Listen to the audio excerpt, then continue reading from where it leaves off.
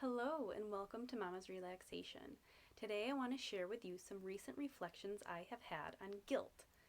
In my current worldview is that there are two types of guilt.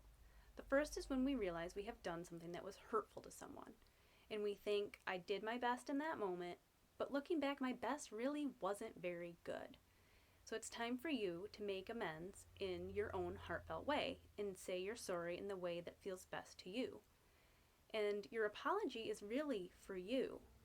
And this is something I'm teaching my children. Your apology is to make yourself feel better.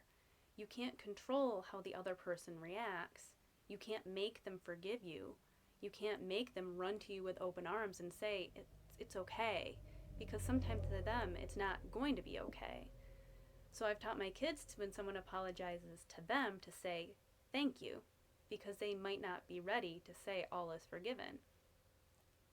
So after your apology happens, it's time for you to move forward because you know you have done the best that you can. The next type of guilt is when we realize someone has been trying to control us and we are going to disappoint them.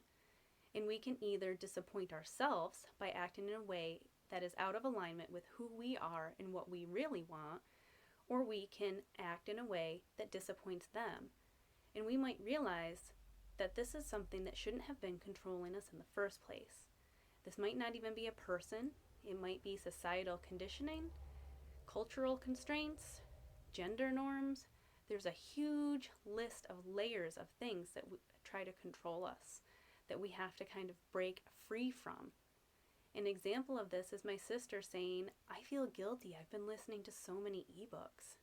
Like, why do you feel guilty about that? Why? Well, I guess I just feel like I'm wasting a book, but I'm just enjoying being read to right now. I'm like, okay, what's this about? So she got quiet with herself and she's like, I feel like I'm disappointing my English teacher. I feel like she would want me to really read. I guess it's time for me to let that go. Like, yeah, it is. You don't need to let someone from your past control your present or your future. And she wouldn't want that for you either. So many people from our past say or do things that we latch on to and are important to us, and they might not even remember.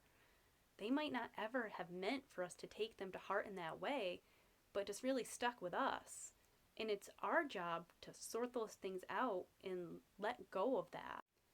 There will always be people who don't agree with what you want to do.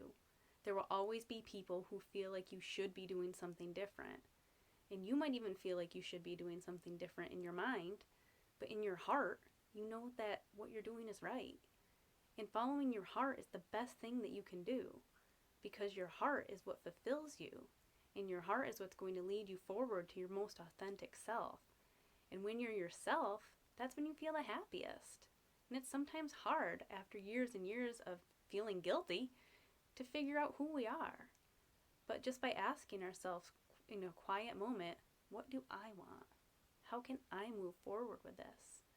You can figure out who you are a little bit at a time and take little actions again and again to let yourself shine. I hope that you're feeling wonderful today. I hope that you've been your best self. I hope that you've been able to be free. And if you haven't, don't feel guilty about it. Just try again tomorrow. It's all a journey. It's all a process, and no matter where you are, I promise you're doing great. Thank you for spending this time with me. I hope to see you soon. I love you. I am here for you. Goodbye.